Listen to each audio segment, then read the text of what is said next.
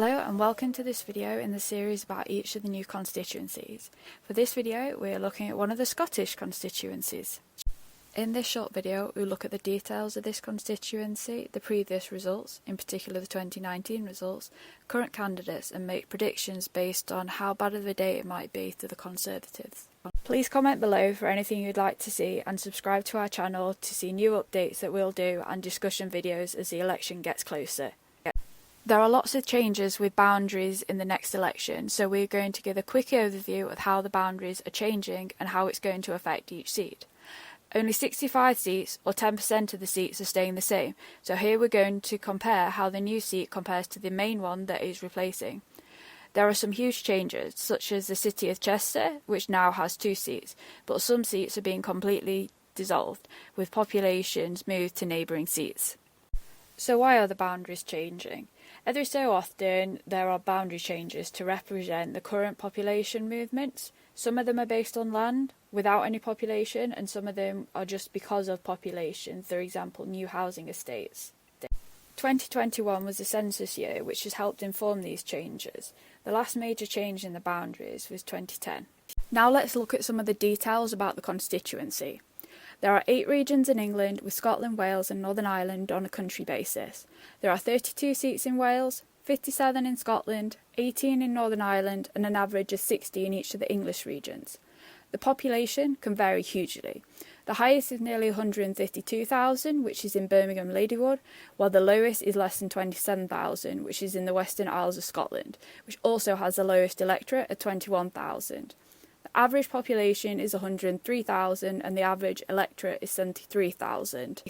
The largest area is the most northerly mainland seat, which is Caithness, which is nearly 12,000 kilometres squared, or approximately 100 times the size of Manchester.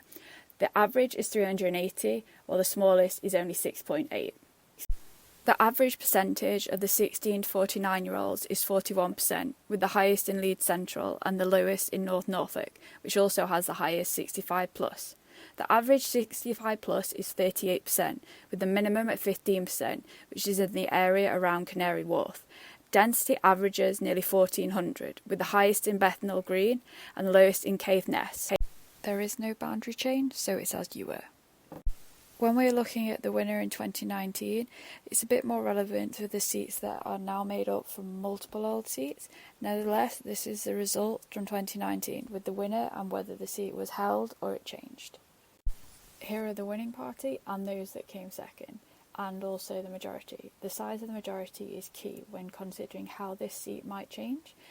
Maybe not so much when there's a big Labour majority or Lib Dems, but for pretty much any Conservative seat, it's possibly not considered safe, bar a very extreme few. The same to the SNP.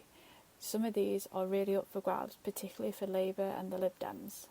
The vote share for the SNP has been quite strong from 2015 onward, but given the problems that the SNP is facing in Scotland, it's expected that their vote share will decrease.